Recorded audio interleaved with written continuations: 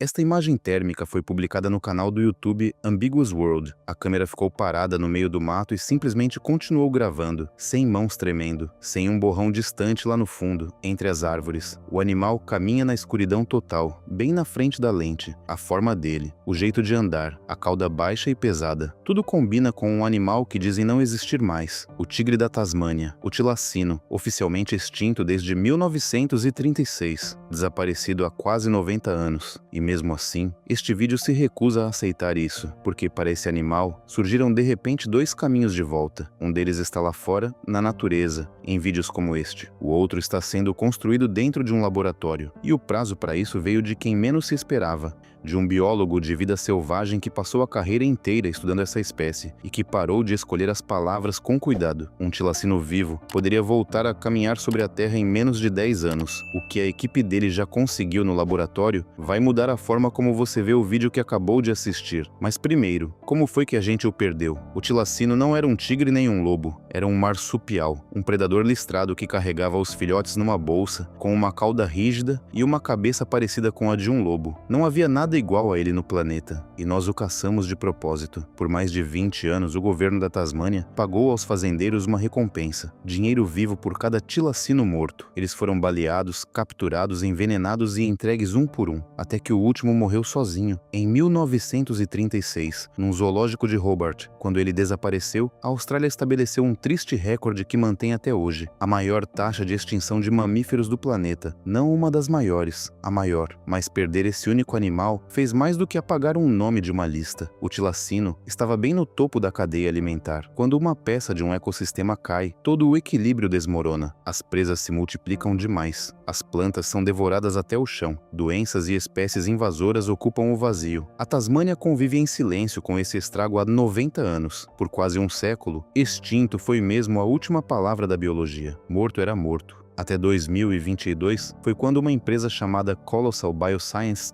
anunciou que traria o tilacino de volta. Não uma maquete nem um truque de cinema, mas um predador listrado, vivo e de verdade, de volta às florestas de onde nós o apagamos. E não eram amadores. A Colossal foi cofundada por George Church, um famoso geneticista de Harvard, e pelo empresário Ben Lamb. A parte científica ficou com o professor Andrew Pesk, especialista em marsupiais da Universidade de Melbourne, que já vinha, em silêncio, decifrando o genoma do tilacino havia anos. E Pesk disse uma coisa que fez todo mundo parar. O tilacino é quase o candidato ideal para um retorno. Ele foi extinto há pouco tempo, então o DNA dele não está totalmente destruído. As presas dele ainda existem. A casa dele ainda existe. A lacuna no ecossistema ainda está aberta. Então, em teoria, dá para preenchê-la de novo. Muita gente chamou de arrogância, de distração, de fantasia de homem rico, e a maioria simplesmente repetiu o que todos supunham. Isso é impossível. Por um tempo, pareciam ter toda a razão, porque raramente se conta. O DNA antigo é extremamente frágil. Ao longo de décadas, ele se parte em milhões de fragmentos embaralhados. Imagine ter que remontar uma biblioteca inteira, depois que cada livro foi triturado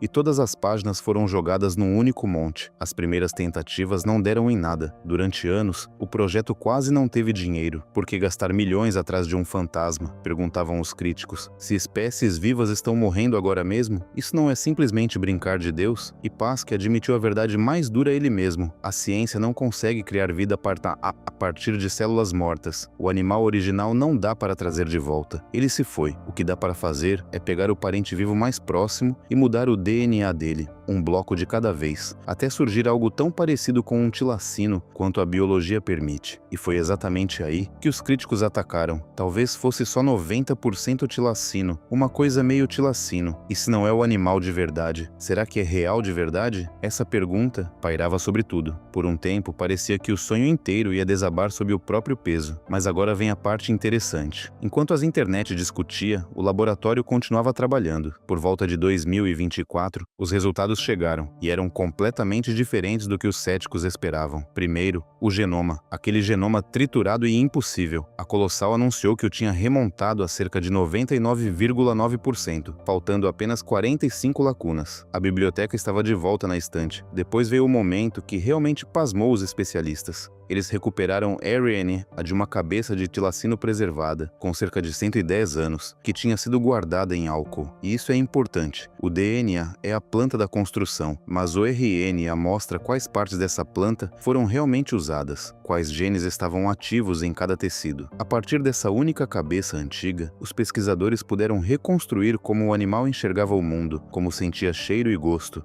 coisas que a gente achava que tinham morrido em 1936. Mas DNA num pote não é a mesma coisa que um ser vivo. Então a equipe recorreu ao parente vivo mais próximo, o Dunart de cauda gorda, um marsupial do tamanho de um rato. Ele cabe na palma da sua mão, enquanto um tilacino era do tamanho de um cachorro grande. O plano, reescrever as células desse pequeno marsupial letra por letra, até a sequência soar como a de um tilacino.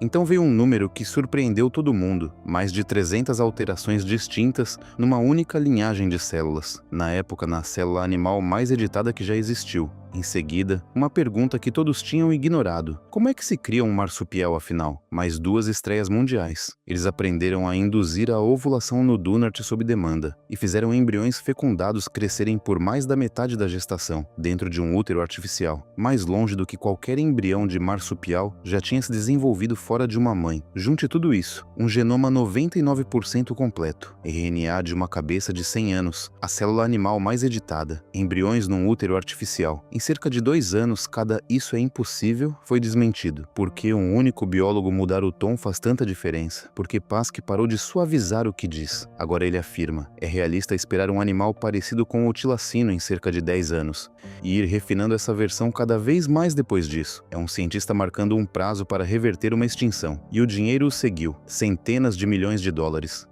Em 2025, a empresa criou a Colossal Austrália, trouxe o laboratório de Pasque para dentro e o nomeou diretor de biologia. O que era o sonho de um outsider virou um projeto financiado com cronograma. E mesmo que você ache que o tilacino deveria continuar extinto, as ferramentas criadas para trazê-lo de volta já estão salvando animais vivos hoje. A mesma técnica ajuda o diabo da Tasmânia, o primo vivo do tilacino, que está sendo dizimado por um câncer facial contagioso, e ela deve blindar os quolls contra os sapos cururu venenosos que devastam a Austrália, e isso nos traz de volta a silhueta na imagem térmica. Por 90 anos, o tilacino teve só 2 versões. A oficial se foi, uma história de alerta que só existe nos livros. A não oficial continua viva, com os milhares de pessoas que nunca pararam de procurar, que falavam de olhos brilhando no escuro e de vultos listrados na beira dos faróis. Vou ser honesto com você, porque é assim que a gente trabalha, mas que nenhum desses relatos jamais foi comprovado pela ciência. Nenhum vídeo, nenhuma foto, nem mesmo o nosso. O que você viu no começo é impressionante, mas continua sem prova. Eu não vou dizer que é um tilacino, vou dizer que é uma pergunta que se recusa a morrer, porque agora existe uma terceira versão, não um fantasma, um ser vivo, reconstruído a partir de um pote, de um genoma e de 300 edições, de volta ao caminho de uma floresta que passou um século inteiro sem o seu predador. Então eu te pergunto, se daqui a 10 anos um tilacino sair de uma floresta da Tasmânia, 99% reconstruído num laboratório, você o chamaria de tigre da Tasmânia ou de algo novo que apenas veste as listras do fantasma que perdemos? E se a gente realmente conseguir desfazer uma extinção, isso faz de nós a espécie que finalmente aprendeu a consertar o próprio estrago? Ou aquela que deixa de tomar cuidado porque acha que sempre pode apertar desfazer? Escreve pra mim nos comentários, eu leio todos, porque o animal daquele vídeo nunca esteve tão sumido quanto disseram, e neste canal a gente ainda não terminou de procurar.